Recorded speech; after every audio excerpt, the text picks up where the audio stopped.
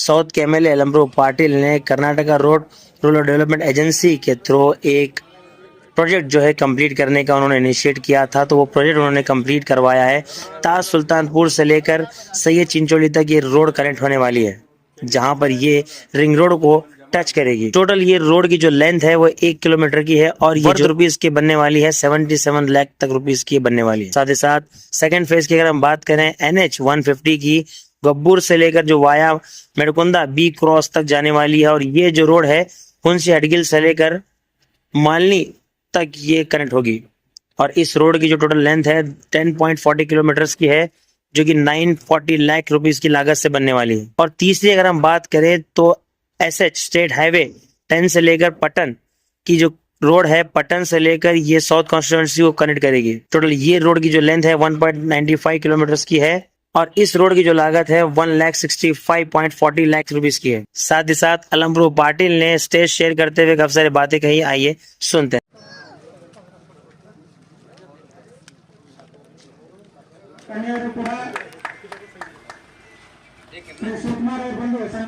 हाँ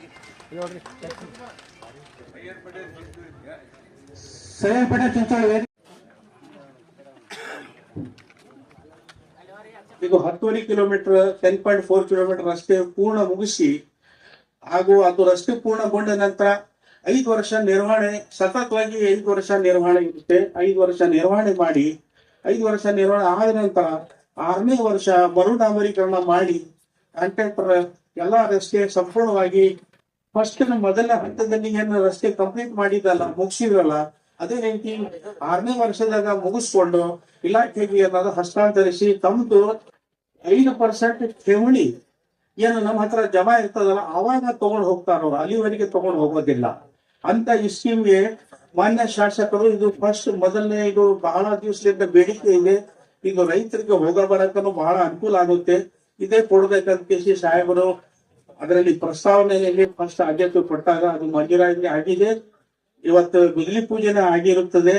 ನಾಳೆಯಿಂದ ನಾವು ಕೆಲಸ ಇದು ಪ್ರಾರಂಭ ಮಾಡಿ SY ಪಾಟೀಲ್ ಗುತ್ತೇದಾರ್ ಅವರಿಗೆ ಮಂಜೂರಾಗಿದೆ. ಅವರು ಏನಿದೆ 4 ರಸ್ತೆಯಲ್ಲಿ ಇದು ಒಂದು ರಸ್ತೆ ಇದೆ. ಇದು ನಾಳೆಯಿಂದ ಕೆಲಸ ಪ್ರಾರಂಭ ಆಗುತ್ತೆ. ನಮ್ಮ ಪಕ್ಷ ಅಧಿಕಾರಕ್ಕೆ ಬಂದ ಮೇಲೆ ನಾವೇನೇನು ತಮಗೆ ಮಾತು ಕೊಟ್ಟು ನೀವು ನಮ್ಗೆ ಆ ಮಾತಿನ ಮೇಲೆ ವಿಶ್ವಾಸ ಮಾಡಿ ಮತವನ್ನು ಹಾಕಿ ಶಾಸಕರನ್ನಾಗಿ ಮಾಡಿದ್ವಿ. ಮಾತಿಗೆ ತಕ್ಕಂತೂ 5 ನಾವು ಗ್ಯಾರಂಟಿಗಳನ್ನ ಮನೆ ಮನೆಗೆ ಬಂದು ಹೇಳಿದ್ವಿ. 2,000 ಹಣ ಕೊಡ್ತಕ್ಕಂಥದ್ದು, ಅಕ್ಕಿ ಫ್ರೀ ಕೊಡ್ತಕ್ಕಂಥದ್ದು, 3ನೇ ಗ್ಯಾರಂಟಿ ಬಸ್ನಲ್ಲಿ ಫ್ರೀ ತಿರುಗಾಡ್ತಕ್ಕಂಥದ್ದು, 4ನೇ ಗ್ಯಾರಂಟಿ ಉದ್ಯೋಗ ಹಿಂದೆ ಇರ್ತಕ್ಕಂಥ ವಿದ್ಯಾರ್ಥಿಗಳಿಗೆ ಹಣವನ್ನು ಕೊಡ್ತಕ್ಕಂಥದ್ದು, 5ನೇ ಗ್ಯಾರಂಟಿ ನಿಮ್ಗೆ ವಿದ್ಯುತ್ ಶಕ್ತಿ ಫ್ರೀ ಆಗಿ ಕೊಡ್ತಕ್ಕಂಥದ್ದು. ಇದನ್ನ ಮಾಡಿದ ಮೇಲೆ ಮುಂದೆ ನಮ್ಮ ಸರ್ಕಾರ ಮನೆಗಳು ಕೊಡ್ತಕ್ಕಂಥದ್ದು ಸ್ವಲ್ಪ ತಡ ಆಗಿದೆ. ಸ್ವಲ್ಪ ದಿನದಲ್ಲಿ ಆ ಕೆಲಸನ ಕೂಡ ಪ್ರಾರಂಭ ಮಾಡಿದೆ.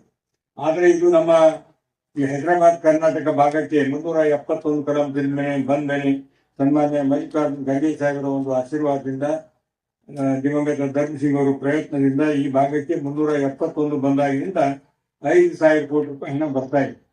ಅದರಲ್ಲಿ ಏನಪ್ಪಾ ಅಂದ್ರೆ ನಾವು ನಮ್ಮ ಪ್ರಿಯಾಂಕಾ ಖರ್ಗೆ ಅವರು ಗ್ರಾಮೀಣಾಭಿವೃದ್ಧಿ ಮಂತ್ರಿಯಾಗಿ ನಮ್ಮೆಲ್ಲ ಶಾಸಕರ ಸಭೆಯಲ್ಲಿ ಒಟ್ಟಾರೆ ಅಭಿಪ್ರಾಯ ಮಾಡಿದ್ರೆ ಏನಂದ್ರೆ ನೀವು ಸಾಕಷ್ಟು ಹಳ್ಳಿಯಲ್ಲಿ CC ರಸ್ತೆ ಮಾಡಬಹುದು, ಮನೆಗಳನ್ನು ಕೊಡಬಹುದು, ಆದ್ರೆ ರೈತರಿಗೆ ಹೊಲಗಳಿಗೆ ಹೋಗ್ತಕ್ಕಂಥ ಪರಿಸ್ಥಿತಿ ಬಹಳ ಗಂಭೀರ ಇದೆ. ರಾಶಿ ತೆರಿಗೆ ಹೊರಗೊಂಡ್ ಬರ್ತಕ್ಕಂಥ ಪರಿಸ್ಥಿತಿ ಇದೆ.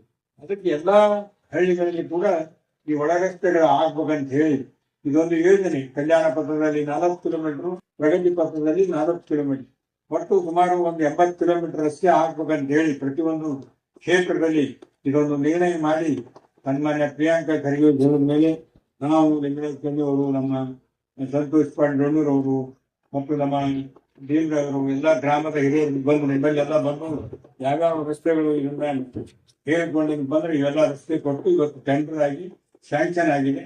ಇನ್ನೂ 4 ಕಿಲೋಮೀಟರ್ ಕೂಡ ಯಾವ್ಯಾವ ಬಿಟ್ಟು ಹೋಗಿರ್ತಕ್ಕಂಥದ್ದು ಮತ್ತೆ ಆ ಖಾದ್ರಿ ಅವರು ಲಿಸ್ಟ್ ಮಾಡ್ತಾ ಇದ್ದಾರೆ. ಅದು ಒಂದು 4 ಮಾಡಿದಾರೆ ಅವರು. 3 ಕಿಲೋಮೀಟರ್ ಇರಬೇಕು. ಒಳ ರಸ್ತೆ ಏನು ಬಂದ್ರೆ ಗೌರ್ಮೆಂಟ್ ಜಾಗ ಇರ್ಬೇಕು, ಯಾವ ಅಬ್ಜೆಕ್ಷನ್ ಮಾಡಬಾರ್ದು. ಅದಕ್ಕೆ ಏನಪ್ಪ ಕಾಂಪೆನ್ಸೇಷನ್ ಕೊಡಲ್ಲ, ರಸ್ತೆ ಮಾಡ್ತಾ ಅಂತ ಹೇಳಿದ್ರಂದ್ರೆ ಅದು ರಸ್ತೆ ನಾವು ತೆಗೆದುಕೊಂಡು ನಿಮ್ಮ ಹೊಲಗಳಿಗೆ ಹೋಗಕ್ಕೆ ಅನುಕೂಲ ಆಗ್ತಕ್ಕಂಥ ರೀತಿಯಲ್ಲಿ ಕಾರ್ಯ ಮಾಡ್ಲಿಕ್ಕೆ ಬರ್ತದೆ.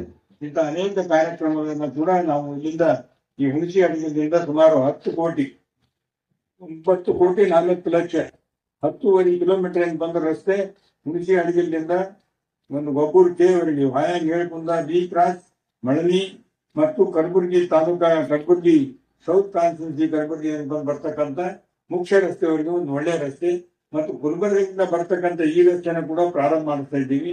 ಎಲ್ಲವೂ ಸುಗಮವಾಗಿ ನಮ್ಮ ಸಾರ್ವಜನಿಕ ಬಂಧುಗಳು ಒಂದು ಒಳ್ಳೆಯ ರಸ್ತೆ ಮೇಲೆ ತಿರುಗಾಡಬೇಕು, ಓಡಾಡಬೇಕಂತ ಹೇಳಿ ಎಲ್ಲ ನಮ್ಮ ಸರ್ಕಾರದ ಒಂದು ಪ್ರಯತ್ನದಿಂದ ಆಗ್ತಾ ಇದೆ. ಬರ್ತಕ್ಕಂಥ ದಿವಸದಲ್ಲಿ ಇನ್ನೂ ಅನೇಕ ಕೆಲಸಗಳು ಸಮುದಾಯ ಭವನ ಆಗ್ತಕ್ಕಂಥದ್ದು, ಸಿಸಿ ರಸ್ತೆಗಳು ಆಗ್ತಕ್ಕಂಥದ್ದು, ಈ ಭಾಗದಲ್ಲಿ ಏನು ಬಂದ್ರೆ ಕರೆಂಟ್ ಶಾಶ್ವತವಾಗಿರ್ಬೇಕು.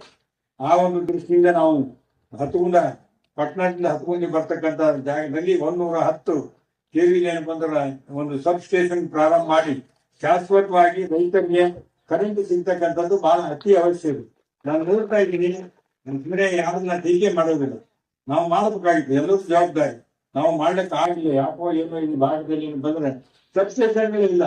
ಕರೆಂಟ್ ಹೋಯ್ತಂದ್ರೆ ಆ ರೈತರ ಪರಿಸ್ಥಿತಿ ಕಬ್ಬು ಒಣಗ್ತವ, ಬೆಳೆ ಒಣಗ್ತವ, ನೀರಿಲ್ಲ. ಬಟ್ ಇಂಥ ಪರಿಸ್ಥಿತಿ ಬಂದ ತಕ್ಷಣ ಆ ಪ್ರಯತ್ನ ಮಾಡಿದೀವಿ, ಶಾಂಕ್ಷನ್ ಆಗಿದೆ. ಈ ಒಂದು 6 ಲಕ್ಷ ರೂಪಾಯಿ ಕಟ್ತಕ್ಕಂಥ ಕೆಲಸ ಅದು ಕೂಡ ಈ ಜಲವೇದಿಂದಲ್ಲಿ ಮಾಡಿಸಿ ಆ ಕೆಲಸ ಏನು ಬಂದ್ರೆ ಹತ್ತುಗುಂದಲ್ಲಿ 9 ಎಕರೆ ಜಾಗ ನೋಡಿದೀವಿ, ಅಲ್ಲಿ ಆ ಕೆಲಸ ಪ್ರಾರಂಭ ಮಾಡ್ಬೇಕಂತ ಹೇಳಿ ಒಂದು ನಿರ್ಣಯವನ್ನು ಕೂಡ ಮಾಡಿ ಸರ್ಕಾರ ಅದಕ್ಕೆ ಒಪ್ಪಿಗೆ ಕೊಟ್ಟಿದೆ. ಅದನ್ನು ಕೂಡ ಪ್ರಾರಂಭ ಮಾಡ್ತೀವಿ ಅಂತಕ್ಕಂಥ ಮಾತನ್ನ ಈ ಸಂದರ್ಭದಲ್ಲಿ ಹೇಳಿ ನಿಮ್ಮೆಲ್ಲರ ಆಶೀರ್ವಾದದಿಂದ ಹಂತ